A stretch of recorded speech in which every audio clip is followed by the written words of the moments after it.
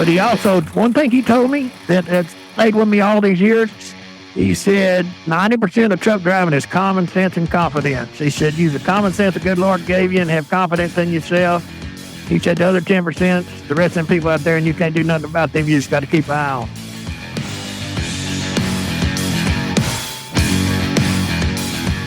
Welcome to Six Figure Trucker, the podcast where we share advice on how to be successful in trucking and have fun while doing so. We'll share stories, news, and advice on how to earn six figures in trucking, and we'll speak to guys and gals that are already doing so. Let's get to the show. Hello, everyone, and welcome to the Six Figure Trucker, brought to you by Norton Transport. And those of you who have checked in with us each week, you know this is an area, a venue, if you will, where we elevate and celebrate the drivers. They're not always viewed in the most favorable light by the public at large, but we're here to change that and let you hear the perspective of the drivers themselves, the men and women that move the trucks, that move the freight, that have so much to do with the economy of this country. We've got a very special guest with us this evening, a gentleman by the name of Murrell Jones. He joins us now, and I talked to him earlier before we started recording. Murrell is on the road now. Murrell, tell us where you are. I am in Jefferson, Georgia. Jefferson, Georgia, and where did you come from? I started this trip in Mooresville, North Carolina. What's the final destination? Richland, Mississippi, which is a suburb of Jackson, Mississippi. So you're not too far from delivery. About 400 miles. That's going to be tomorrow? Yes, sir. Yes, sir. Gotcha. Now, what do you normally do when you take a break? Kind of walk us through your break. Well, I'm at, number one, get out, walk around a little bit, go inside, get me something to eat if it's that time. If not, just get me a cup of coffee and relax a little while. Important to stretch the knees out? Yes, sir. As you get on up in age, you got to keep a little blood pumping in them knees.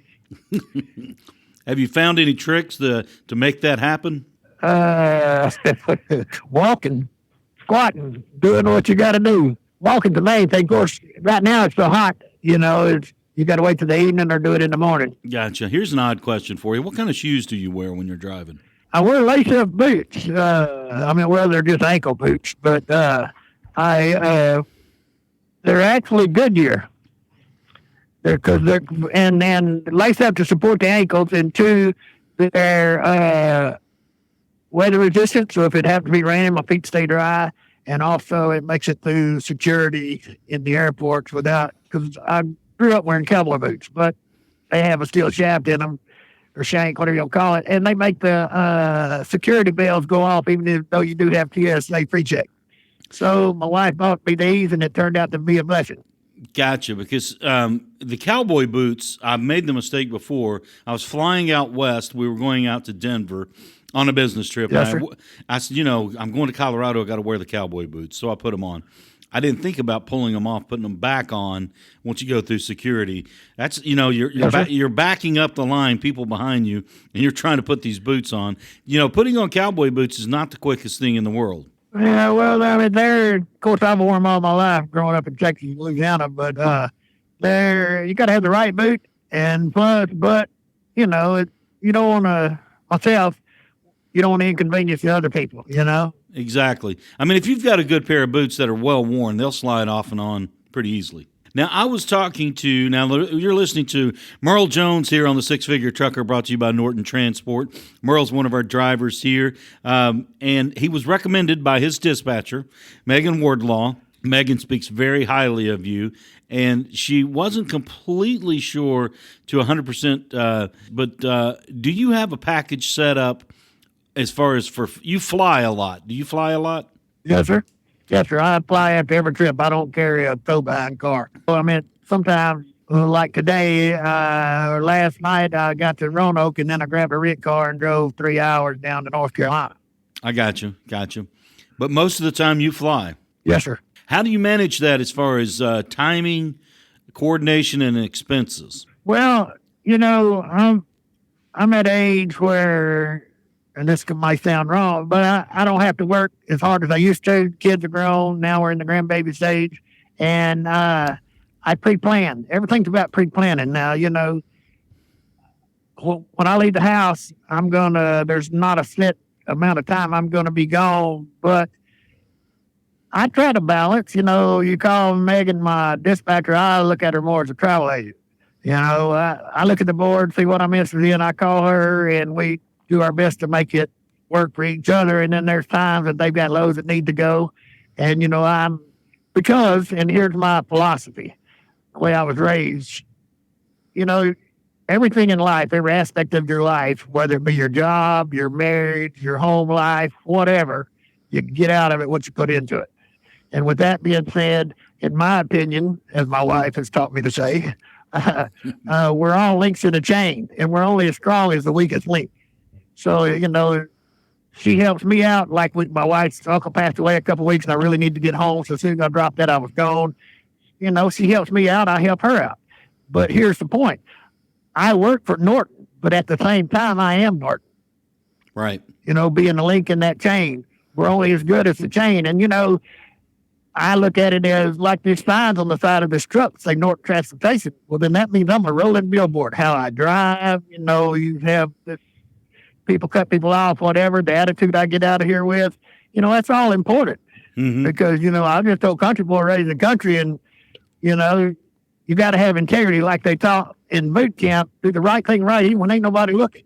Right. Then you don't ever have to worry about what I might have done wrong. And, at the end of the day, I represent Norton. Norton represents me. The other dude, I don't know, somewhere else in a Norton truck, if he walks into a customer or whatever, if he's looking all slouchy, well, I don't know about all this, maybe I need to look somewhere else. Or you may be somewhere in a truck stop and they see you get out of a Norton truck. It might be a boss over there at work has 20 trucks that need to be moved. Well, if I'm looking right, truck's looking right, I'm professional in my actions. Well, hey, I might need to check with them. They might can move my truck. You're absolutely right. It's all about, it's like I said, that, once you accept the job, we're not just working for Norton, we are Norton. That's absolutely right, the way you put that. You're a walking billboard, and some of those examples you laid out there are things that could happen. I mean, there may be business opportunities out there at a truck stop, with one company that's got, like you said, 20 trucks to move, and they see a driver such as yourself who acts professionally, keeps himself in a, good demeanor, isn't a rough guy with other people, isn't grumpy and all that kind of stuff. People notice those things. Right. Like I said, and it's all about you get out of it what you put into it. The old saying back when you and I were growing up, it's doing to others, you had them doing to you. Well, one step further than that, I do unto others, whether, it's from a older person to a woman to whoever. I don't just hold the door for the older person, anybody, because you don't know what that person's going through that day. That may just be the worst day in their life. They don't know anybody exists. Wow, did y'all see that Norton guy? He stood there and held the door for that lady. It's all about doing what's right. That's a great philosophy there. And, that's a good point you were talking about. I wanted to expand a little bit about it. It doesn't have anything necessarily to do with Driveaway trucking, but opening the door for someone, and you don't know, you said it best, you don't know what that person's been through in their life or what they're going through at that day. At that moment in that day of their life. And you can make a difference, not even thinking, with such a small gesture as opening a door. Well, I kind of look at life this way. I was raised up as a Christian, and two, it's just the point of, it takes 2 seconds to say, morning. You know what I mean? And like I said, they may be having the worst day of their life, think they don't matter, they don't exist, but everybody matters. And at the same time, like going back to what I said before, as a representative of Norton, well, people notice. People know, they see your attitude. They see how you live, Of course, I'm an old country boy. I got, creased blue jeans on, whatever. My wife takes good care of me. But, it's all in attitude. Like I said, you get out of life what you put into it.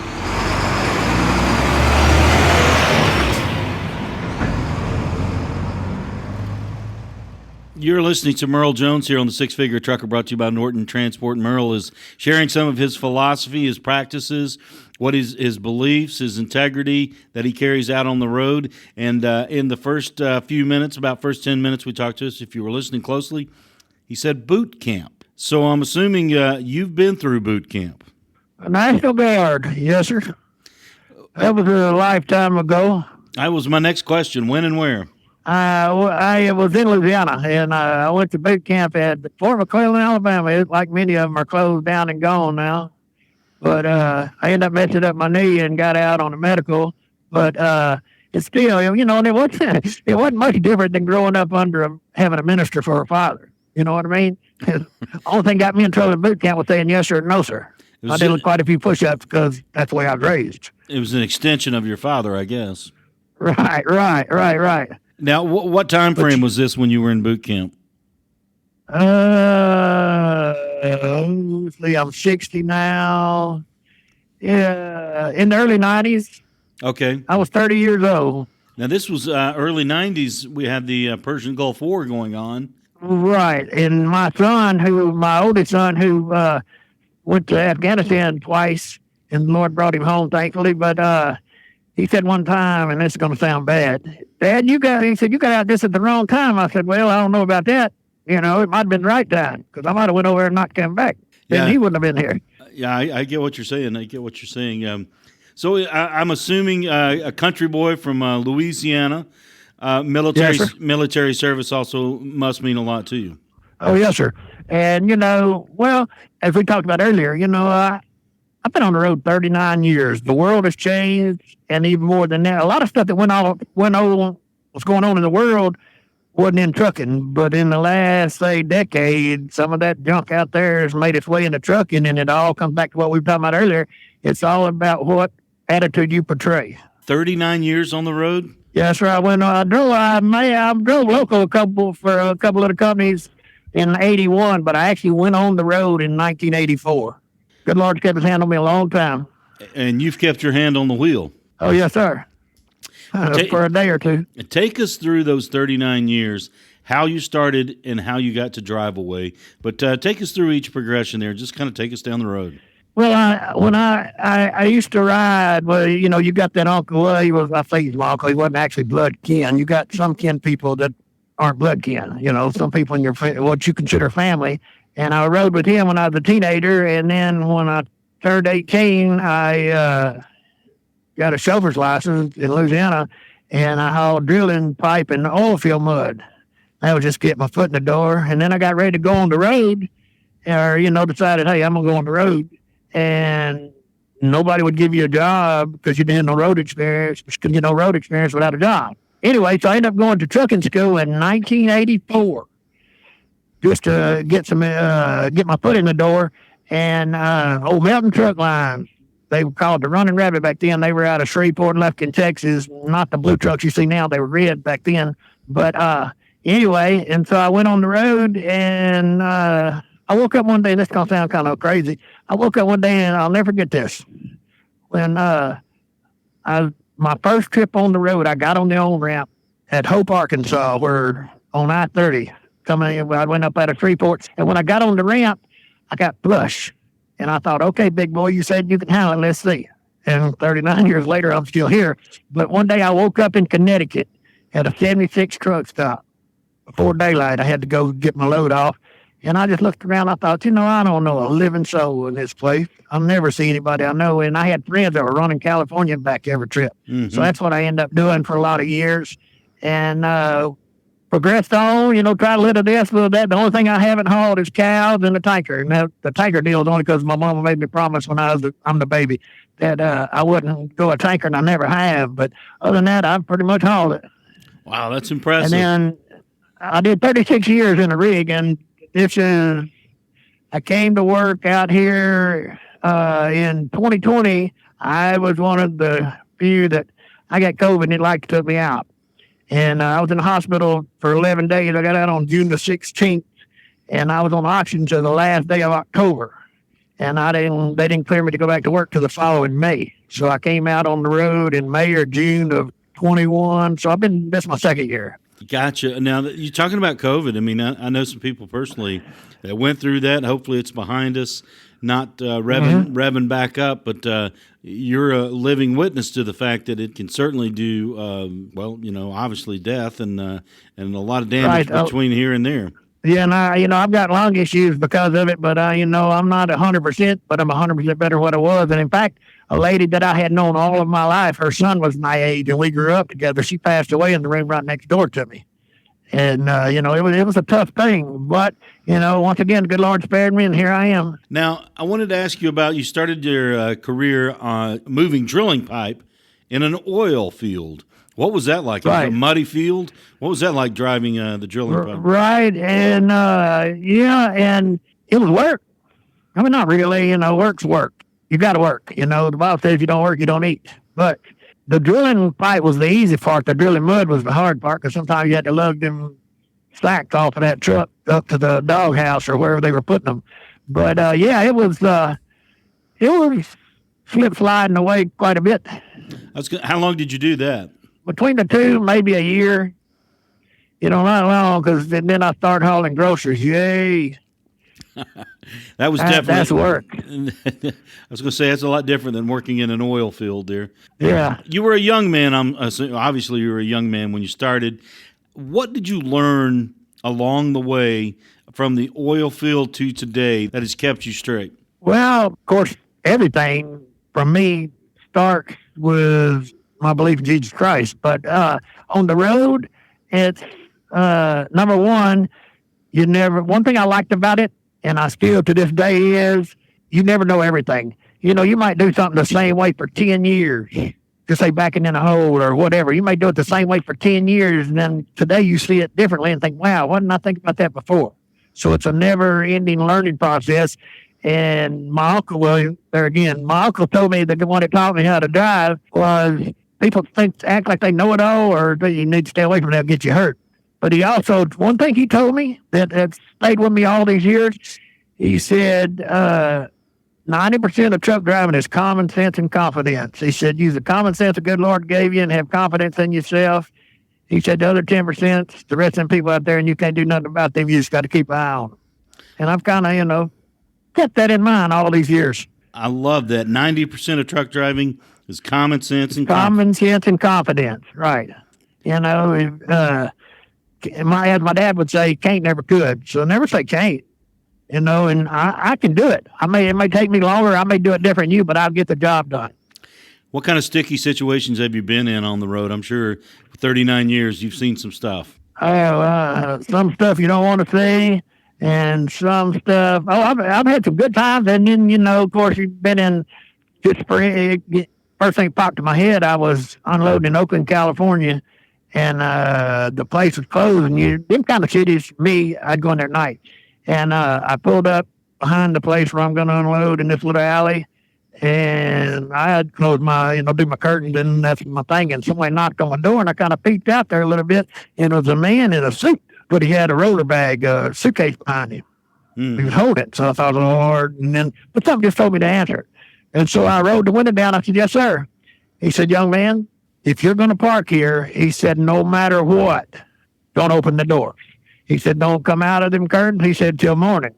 He said, I was a chemistry professor, and I got off on drugs, and I've lived a bad life. He said, but people die down here every night.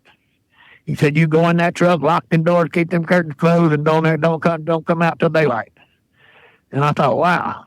But he cared enough to, saying Texas on the truck, and I've seen a lot of bad stuff happen, but I've seen good too. 1987, one of the highlights of my extracurricular activities was I unloaded a half load of chickens in Las Vegas on Saturday, I believe it was, and my other half went to San Francisco on Monday. And as I was, of course, this is back before satellite radio, cell phone radio, that kind of stuff. Back in the old days, old school people, we had a telephone in a truck stop, and we had Randall McNally. We didn't have these things telling us where to go and all that stuff. Right. You had to plan your trip out. But anyway, I was going into San Francisco, and I heard the Giants were playing the Padres, Candlestick Park. Buddy, I took my truck to where I was going, got me a taxi, and went to Candlestick Park and watched the Giants play the Padres. That had to be a lot of fun. Oh, yeah. In 89, I watched, of course, being in Louisiana, the Saints play the Falcons in Atlanta. I've been to Kansas City Royal Stadium. I've been to the Blues Festival up in Portland. I've done a lot of stuff. Because at the same time, you're trying to make a living and take care of your family. You take care of your own. And might as well enjoy the ride. right, trucking's part of your life. It's not your whole life. Mm-hmm. You know, and now it's at 60 years old and all these years later, it's an ends to a means, you know, and every little dollar doesn't matter. And if I need to go home, stay home a week, that's fine. Gotcha. But back up a little bit to Megan. Like I said, I've been in this game a long time, and I pick at her, call her my travel agent, you know, but dispatch, yes.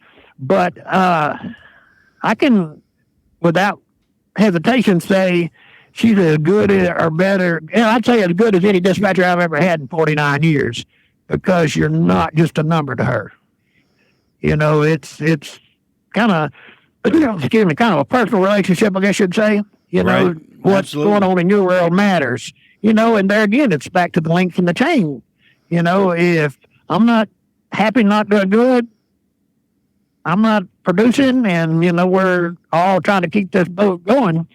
The only thing about Norton, I wish we carried like big tour buses or maybe some of them big motorhomes or stuff like that. But one thing I enjoy about my job is I always have a choice of what kind of vehicle I'm driving. Well, I did see when I was doing my research on Murrell Jones, you're a Class A driver. You've driven forever, basically.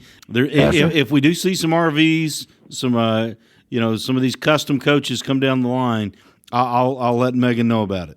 Yes, I mean, I have, you know, every endorsement. The only thing I used to say I could drive anything with wheels, but then I realized the airplane has wheels, so no, I can't do that. But, you know, it's all a day. It's just another day at the office is the way I look at every day. First, I thank the good Lord for not forgetting to wake me up. And second, I can call Miss Jones, tell her I love her one more time. That's good advice to live by right there. You're listening to Murrell Jones here on the Six Figure Trucker, brought to you by Norton Transport.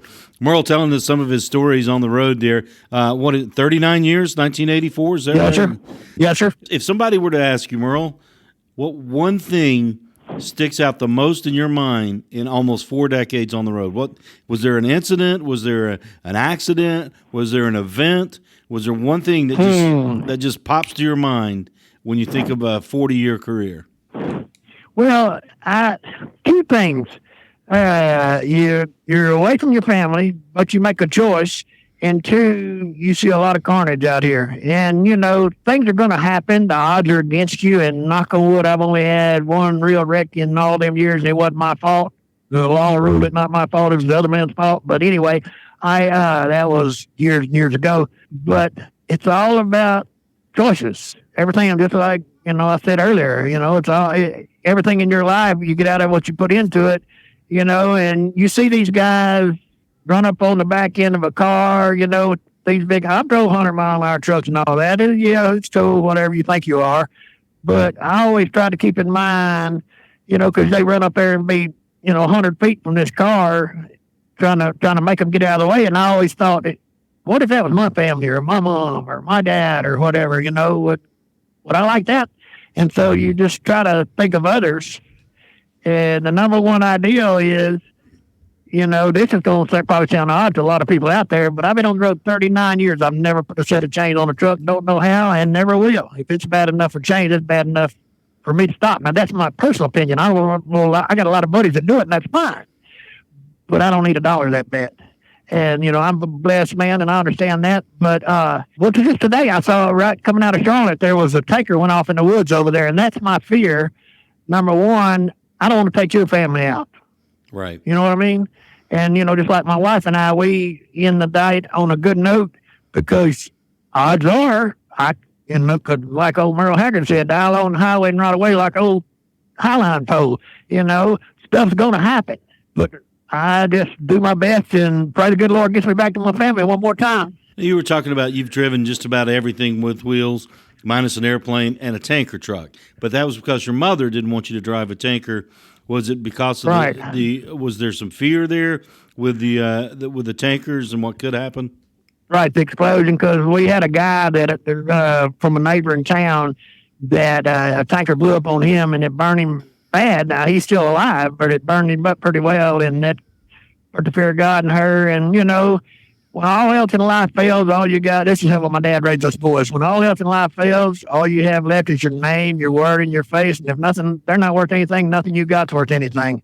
And I gave my mama my word, and as crazy as that is, I'm 60 years old. I'm still standing by it.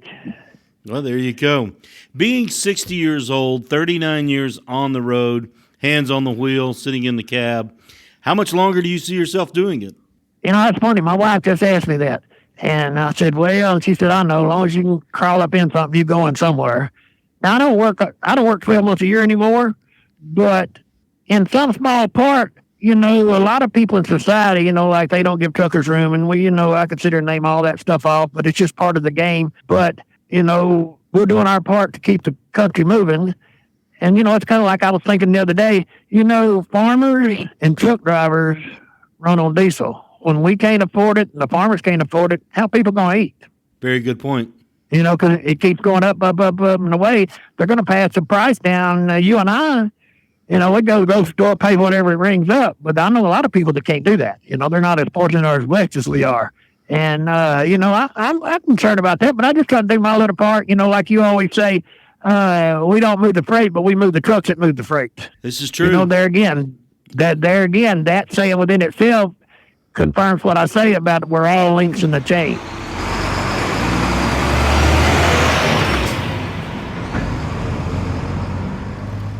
You're listening to Murrell Jones here on the Six Figure Trucker, brought to you by Norton Transport. And if you're just catching up with us, Murrell has been on the road for 39 years, and he has a lot of good, sound, solid country boy wisdom, some good philosophy that he adheres to, things that he goes by. And Murrell, you talked about it, touched on it. Faith is an important thing to you. Yes, sir. Now, Megan kind of let me in there a little bit. Do you take some time behind the pulpit? Make sure. No. I thought, you know, I was ready to get in it, and I probably should have been, but I'm a little bit shy. It's kind of funny. I can talk to you or one-on-one or anybody and never meet a stranger, but to get up in front of some folks, no, and my wife's just the opposite. She's a little bit more shy one-on-one, but she can get up in front of 300 teachers and give a talk or whatever with no problem. Mm-hmm. But no, sir, I never, you know, I give my testimony because sometimes, but not as far as, now I can't never say never, but it's just, I've never been brave enough. I got you. Not a preacher, but a follower. Well, and you know, and I learned too that you don't have to stand behind the pulpit and wear a suit and tie to be a minister. You can be, you know, in other words, and this may not be good for this, but I'll say it like I think it. You know, if you ask 95% of the people out there, are you a Christian? Yeah, I'm a Christian, but are you really? I'm standing over here watching you over there. Is the life you're leading showing me, hey, there's something about that guy? Or is it just, and my wife told me, don't talk about politics or religion, but I can't help it. But you know what I'm saying? It's how you treat others displays, you know, what your personal belief is and your personal belief system. Now, you know, I feel like I live a life that we're blessed, and we're blessed to bless others. And if it's nothing but holding the door open for whoever. Well, speaking of blessings, 60 years old, 39 on the road. What kind of blessings do you like to see come your way as far as vacation? This is going to sound kind of corny, but anywhere that long as I'm with my wife. I've been to several places in 2013, and this kind of backs up for a little bit. And my dad passed 8, 9, 10, August of 2010. All but one night I had stayed in the hospital within 50 days. Oh, wow. Because I'm the baby and that's my pops. You know, nothing comes before family. And one of the things he asked me, and this kind of whatever, you might want to cut this part out, but one thing he asked me one night, he said, baby, you awake? And I said, yes, sir, I am. And he said, I want you to do me a favor. I said, yeah, what's that? Anything, you know, I'm here. And he said, your mama always wanted to travel. I never really had the means. You do take her traveling. I said, okay, Pops, I will. He said, no, son, I want your word. Because like I said earlier, he raised us our name, our word, and our face. If they're not worth nothing you guys worth anything. And so I said, yes, sir. And so in 2013, and not toot my own horn, but just talking about traveling, I asked my mom where she wanted to go, and for Mother's Day 2013, we were in a gondola in Venice, Italy, and we went to Germany, Italy, Switzerland, England, and France. And in 2014, her second choice was Hawaii, and we did 3 islands in Hawaii. Thank God we're not over there right now, and everybody needs to pray for them folks. But I've traveled a little bit, but nowadays, you know, as I get older, as long as I'm with my wife, I'm good. It don't matter. I took a few days off here just a few weeks ago, and we went and got a cabin on the White River up in Arkansas. Just sit there and watch the water run for a few days.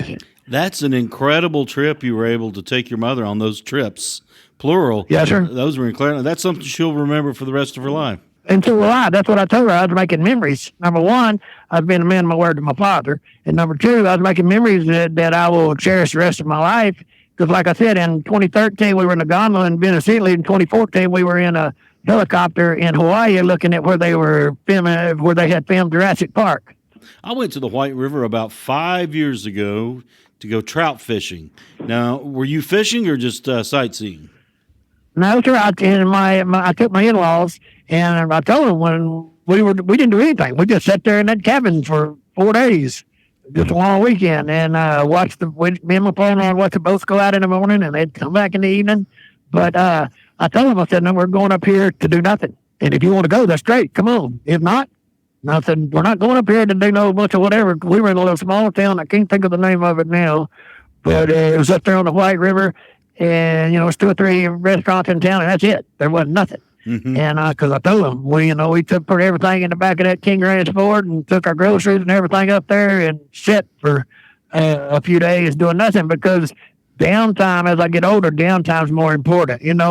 I enjoy going places, and, my wife's birthday is December 30th, so a lot of times we did Christmas Eve with my in-laws in Louisiana. We did Christmas Day with my mother in Texas and my brother.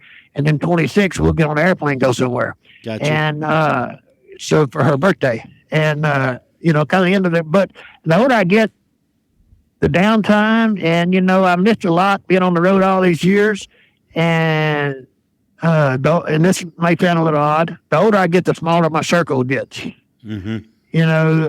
Instead of having, looking at, I read this the other day and it made so much sense to me. Instead of 100 pennies is in $1. Instead of 100 friends, I'd rather have 4 quarters, 4 real friends. Because I kind of think if you have 5 real true friends in your life, not acquaintances, but true friends that you could call at 3 o'clock in the morning, they'd make something happen if you needed them, then you've been blessed. That's a good way. You know what I mean? Good way to look at it. Good way to look at it. Now, you were talking about downtime. It means more to you as you've gotten older. But you're still 60 years old, still getting in the cab of those trucks each and every day, driving down the road. Wanted to ask you about your choice to fly. Is that because you want more downtime? What's your thinking on flying? Well, and I've been to a few places, been here a couple times, stuff like that. But as far as my job, from the time I leave the house and go to Murrell, Louisiana to the airport and go to work, every second is spent doing what I got to do to get back to my wife. You know what I mean? And if I drop one off, well, just say I dropped one off in Roanoke yesterday. Well, they may have one in California that really needs to be moved. We got a customer in the bind. Well, I'll get on a plane and go to California. And, and everybody does their own, and, certain people need a certain amount of money, and I understand all that. But I don't want to drive in between vehicles, and this is by choice. And like I said earlier, life's all about choices.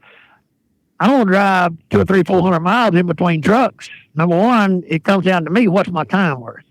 Exactly. And there again, if I could spend an extra $100, $200, whatever the plane ticket costs, to get me to the next one and get them 3 or 4 trucks done so I can get home to that lady in Franklin Parish, Louisiana, that's what it's all about for me. From the moment I leave, it's all about till I see that Wizard Louisiana sign again. I got you. Now, do you get flight benefits because you fly so much? Oh, yes, sir. Just like last year. Man, was it last year? I won't tell you a lie. Last month, yes, sir. It wasn't this past in 2022. My wife and I flew to Fort Lauderdale, Florida. First time we'd ever did a 10-day cruise, and went to Half Moon Bay, Bahamas, I think it was, Aruba, Curacao, something like that, Panama Canal, finished up in Costa Rica. But flying from Louisiana to Fort Lauderdale and back cost me $44. That's hard to beat. Yeah, because the frequent flyer miles. Absolutely. And, now I get upgrades, probably I'd say 7 out of the last 10 times I've flown, I've got upgraded to first class and don't have to pay for any bags. You learn to work the system just like the other guy you talked to from North Carolina, he has a system that works, and that works for him, and that's great. But, you know, I'm a little older, and he's doing the game, and that's great. And he sounded like he got it down pat. It's not, you know, it made me do some thinking listening to him. But I'd just rather get on that bird and get to the house. I gotcha. You're listening to Murrell Jones here on the Six Figure Trucker, brought to you by Norton Transport. Murrell lives in Louisiana. Now, I got to ask you, you know, Louisiana is quite the state for outdoorsmen and outdoorswomen. Yes, sir. I mean, a lot of sport, hunting, fishing goes on there. Is that something you get into? Yes, sir. I didn't for years and years and years. And there again, I've been kind of a workaholic. And even now, when I work hard, but then I'm going to the house. But I started a few years ago. My father-in-law got me into deer hunting, and I've killed a few. And but I don't kill them for fun. I mean, I do for fun. That's not true. But I kill them to put them in my freezer. You know, and they ain't nothing bad. I mean, you know, now let's understand. Everybody says, "Oh, you're from Louisiana. You're Cajun." No, that's not quite right. Cajun is South Louisiana, basically south of I-10 or 190 down there. Anything north, we're just kind of a weed over from Texas. But there ain't nothing better than some backstrap there and some gravy over a bed of rice. Yeah, we, you know, with maybe a little okra and tomato to go along with it. Yeah, we good. Black-eyed peas. I hear you. Murrell Jones. Talking about that makes it sound like it's time to go to the house. You're making me hungry now, man. Right. Murrell Jones telling us some great stories here. Now, you'd mentioned back in the day you took in a couple of ball games because you went through some cities right when the games were happening. Now, yes, sir. Are you a LSU Tigers fan, Saints fan? Who gets your allegiance? Oh, yeah. Well, of course, LSU, and my wife wouldn't talk to me if I wasn't. We generally try to go to at least one LSU ball game a year because, you know, I've been to ball games all over, but there's something about the real, true Death Valley. You know, yeah, Clemson says they are, but we were wrong before they were. But, yeah, there's something about the ball game there. And I have like I said, we try to go to at least one LSU ball game. Now, my wife is all about that. She can tell you where them Saints boys went to college and all that kind of stuff. Not me. You know, I listen to it on the road or if we happen to be in a motel. But, yeah, like I said, she really enjoys it. So I try to take her at least one, or maybe I should say she takes me to at least one game a year, gotcha. You know. Because it's all about putting that smile on that lady's face. Now, I know what you mean about Tiger Stadium. I've been down there twice myself. It's unlike any other atmosphere as far as they get loud, they get rowdy. Right. You can go up there and watch them coming down the hill, going to the thing, you know, and all that. In fact, I guess I can say this. A couple of years ago, you know, it's hard to buy somebody something for Christmas that has what they want or goes and gets it. So I was blessed to have the right people in my life, and I got a LSU football autograph by Coach O for my wife for Christmas. Right. I'm sure that put a smile on her face. Oh, of course. You know, and she's a little more into it than I am, but, you know, LSU, yeah, I'll do that. And this year I think I'm going to fly up to Cincinnati so she can see Joe Burrow and try to get him to sign that same football. That'd be cool. They were there together, Burrow and Orgeron there. Give me another. Yeah, we went down there and seen them. Give me another Go Tigers in your best Ed Orgeron. Go Tigers. That's pretty good. I can tell you a funny story about that, too. I was sitting in Seattle in the airport waiting for my flight, and the plane come in that I was going to get on. And the people were coming off, and I was just sitting there doing my little thing, and here come a little Oriental lady, and all 4'4" of her, you know, 75 pounds soaking wet. She had on a little jacket, but underneath her blazer, I could see a LSU jersey, you know, shirt. And I didn't say a word, and when she got right by me, I did that, Go Tigers. And she freaked out, dude. She said, oh, you must be from Louisiana. I said, yes, ma'am, sure am. She said, yeah, I can hear it in your voice, and the ma'am. That's awesome. I want to steer it back to the road here. We were kind of veering off. That's quite all right, though. All right. What's your favorite run as far as what parts of the country do you like to go to, or does it matter to you? Well, in the right time of the year, I like to go up in the Northwest. And we just like 3 weeks ago, I was up there, and when I woke up in Montana, it was 49 degrees, and it's 100 down here, but it was 49 up there. And during the day, it was in the 60s, and I was riding down the road with my window down, with my arm on the window. I told my wife I was going to deliver in Seattle, and we were right there at Seattle, and I was telling her, man, it's so nice. She said, well, you better enjoy it, because I was flying home the next day, and that's when her uncle had passed. And she said, because it's 110 here. So, but some of the prettiest is up there, and also, I mean, that drive across 9 is beautiful and all up in there. But when you're going out of Denver and you go up through the Eisenhower Tunnel, and when you get on out there a little ways where the interstates go on top of each other and wiggle through them mountains, is really beautiful too. Up through the Rockies there. Yeah, up there on 70. Mm-hmm. Now, when you were talking about 90, that comes across the Dakotas that way, is that right? Yes, sir. Yes, sir. Now, I've been to Sturgis up there, but I did it in a truck. I didn't go. I stopped at the Harley shop, bought me a partner of mine, a Harley shirt that says Sturgis Harley, because I wasn't going up there with all them other people. I got you.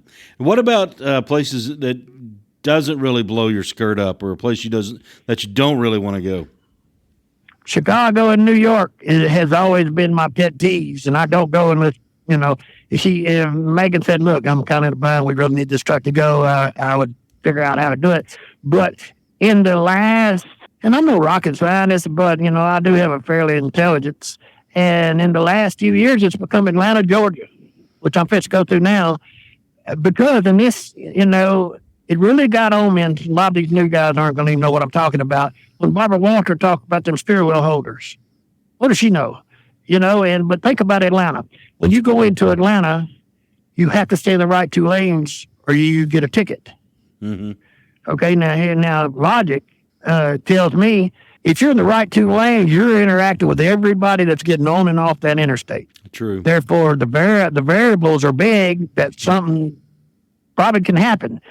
Now, why would it not make more sense for them to put the trucks that are not getting off in the left 2 lanes, so they're not having to interact with all these people getting on, trying to get home, trying to get to grandma's house or whatever, what I call part-time drivers, and then stay over there, make them stay in the left lane or left 2 or 3 lanes, and then when it comes to their exit, scoot over. That way they're not interacting with everybody. But, on that, and you got to go around the bypass, 285, one screw up in the evening, and that's going to add 2 hours to your, or in the morning, either one, 2 hours to your trip, because that's the only way you can go. Yeah, the traffic's horrendous in Atlanta, widely known and well known. Now, what's the best major city for you where the traffic does flow nicely and you haven't had problems in it, in a major city? Well, of course, traffic's going to be at the morning and the evening. It's going to be tough other places. But if you know what you're doing, as my dad used to say, if you worth your salt, you know when to and when not to. But I think Phoenix is a good spot. Of course, they're going to tell how old I am. I can remember when I started going out west in 85, I-10 wasn't even finished out there. You just had to get out and go down in town in Phoenix and get back up on the other side. But they have it, between those highways. Albuquerque is another good place. You can, and they're not major cities, but they're not like New York or LA or whatever. But those 2 are pretty good. You can roll right on through if you know what you're doing. It really comes down again to choices. Like I said earlier, it's all about choices. What I always say, it's just another day at the office. You got to line it out right. Gotcha. Now, speaking of choices, you've been doing this for 39 years. Have you had any other jobs besides driving, or has this been pretty much all you've done? Well, I'd say for the most part, it's all I've done. I've done a little of this, a little of that. Did a little welding way back when, but I spent my life holding a steering wheel. That leads me to my next question. Who better to answer the question about people who may come across this podcast, listening to it, and may be thinking about moving into Driveaway trucking, from a cagey veteran, 39 years with a steering wheel in his hands? What would your advice be to those people, or what would some of your answers be to questions they may have? Well, depending on where you're at in life, as far as your family and all that, and I think, especially being a country fellow, well, it's really anybody, not just country fellow, you always, you strive because you want your family to have a good life, and most of the time you want them to have a better life than you did.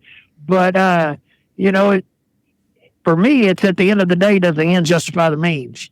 You know what I mean? And, I missed a lot of, like, my daughter danced and all that, and I didn't get to see much of that. I did see a lot of softball, but, you miss a lot of stuff with your kids and all that. But if you're like me later on in life, your kids are grown, now you're in the grandbaby stage. But, there was, who was that guy? There was a guy from Arkansas did a song years ago that said, Peter built a truck for a man to drive. It's a pretty good living, but sometimes it ain't no life. Well, you just have to keep in mind that trucking's a part of your life, not your whole life. It takes, just like the military, it takes somebody when you say thank you for your service. It's not just that one in the uniform, but it's that spouse that's raising them kids while they're gone. Same here. It's not just a truck driver. It's the wife or the husband or whoever's raising kids at the house while they're gone. They're the yard mower. They're the plumber. They're the clothes washer. They're everything. Right. So you got to, like I said, to the end justify the means. You got to, it's not just about you. You discuss it with your spouse. Because at the end of the day, for myself, it's about, I make sure my wife knows above all else, second to God, she's what I value most in my life. Not trucks, not whatever. What would you say as far as in Driveaway? What's your favorite part of Driveaway? Number one, you always drive something different. And number two, you don't go into Walmart with 8 o'clock appointment. It takes you 8 hours to get out of there. You there again, it's your choice. You make it, you talk to your customers. And two, that's one thing I try to do, even though everything's kind of planned out.